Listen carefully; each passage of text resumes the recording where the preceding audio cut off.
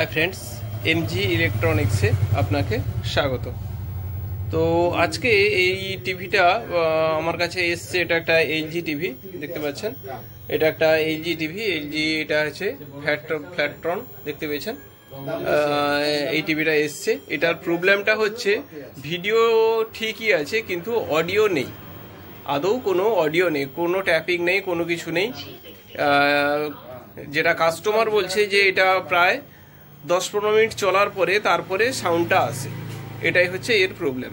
আবার কোনো কোনো সময় আধ ঘন্টাও লেগে যায় সাউন্ডটা আসতে, তারপরে সাউন্ড এসে গেলে অলরেডি ঠিকই থাকে।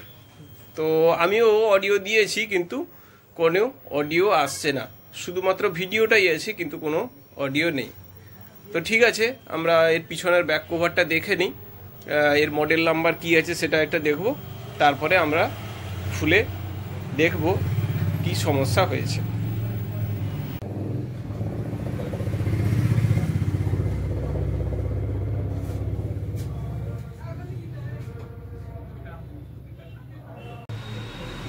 তো দেখুন, আমি বোর্ডটা খুলে ফেলেছি পিছনে, দেখতে পাচ্ছেন। এটা একটা ফ্ল্যাট টিভি 21 ইঞ্চি, আর এটা আমি সুইচটা দিয়ে দিচ্ছি। দেখুন, এবারে এই ইন্ডিকেটর জ্বলছে,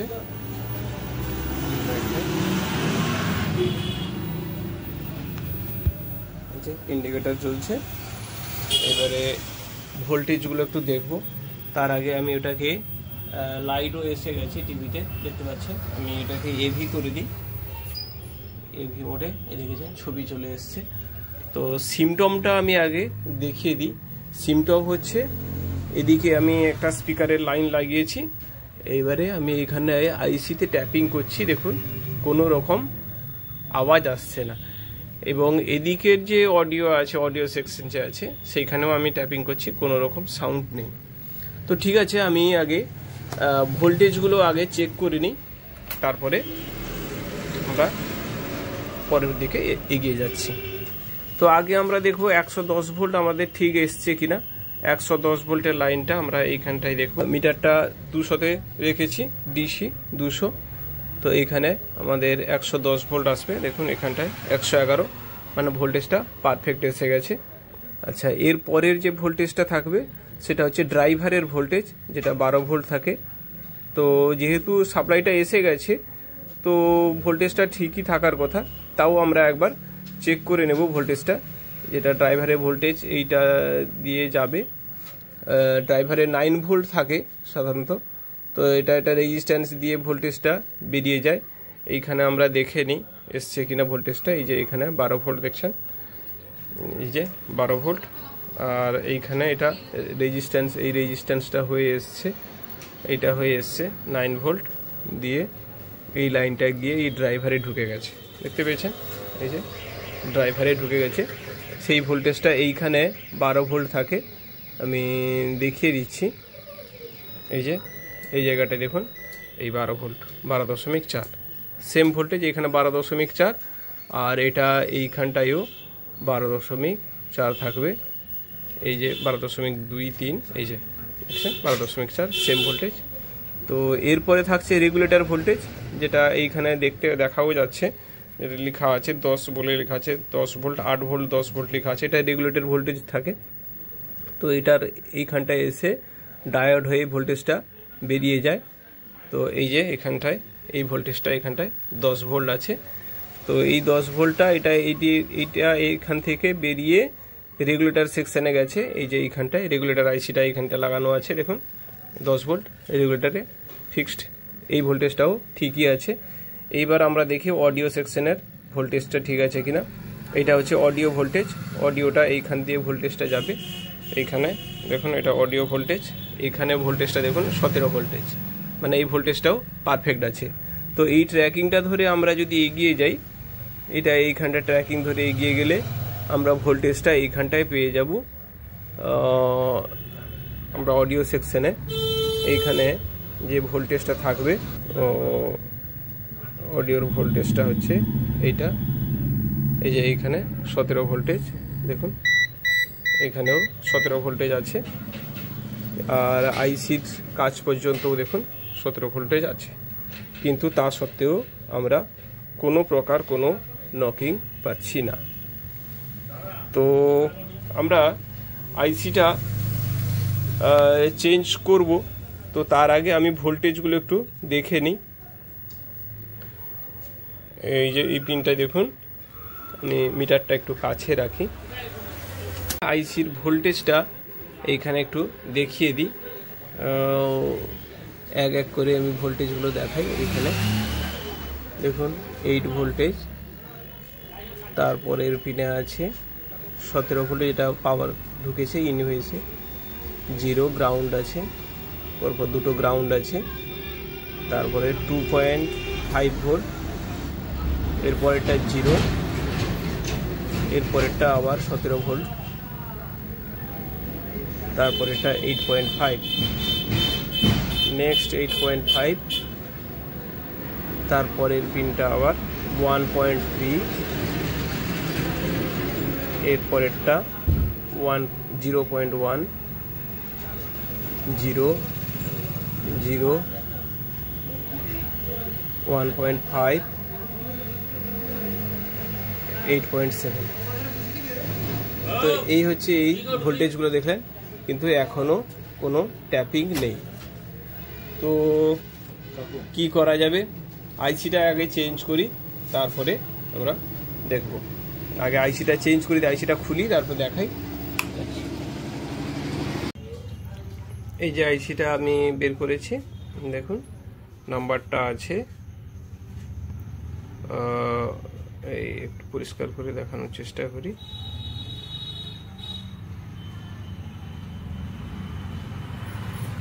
এই যে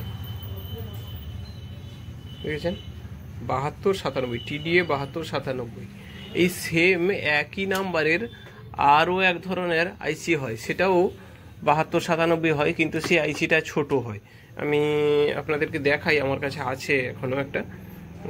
এই যে দেখেছেন 7297 SA, দেখেছেন এইখানেও একটা 7297 SA, এটাও একটা আইসি। আবার এটাও একটা আইসি, কিন্তু দুটো আলাদা আলাদা পিন ফিগারেশন, দেখতে পাচ্ছেন দুটো পুরো আলাদা পিন ফিগারেশন। নাম্বারটা 7297, এখানে S 7297 SA নেই, আর এখানটায় SA আছে, এটাই শুধু তফাৎ 7297 S। তো আমি আইসিটা লাগাই, তারপরে দেখি কি রেজাল্ট আসে।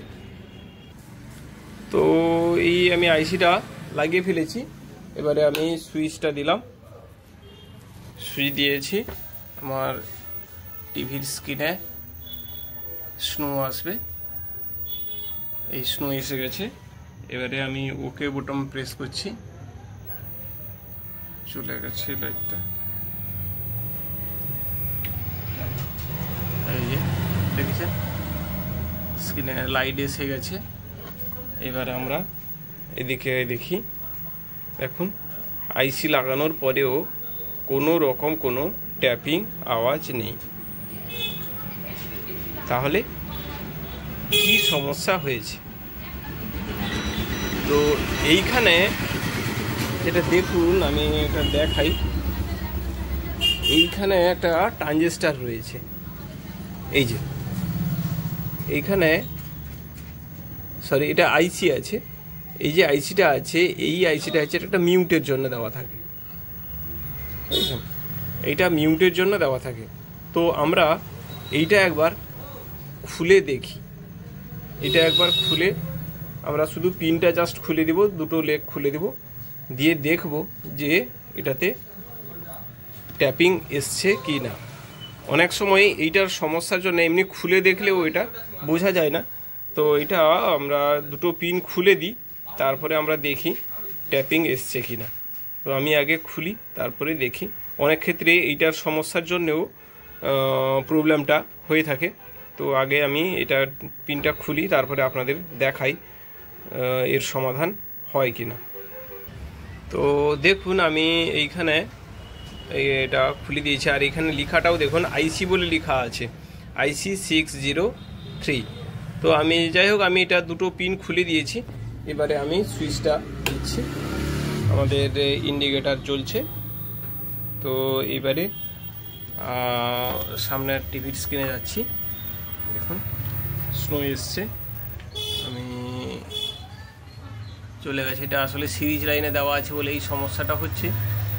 তো আবার স্নো এসছে, দেখুন আমি ওকে বটন প্রেস করেছি, স্ক্রিনে লাইট এসে গেছে এবং ছবিও এসেছে।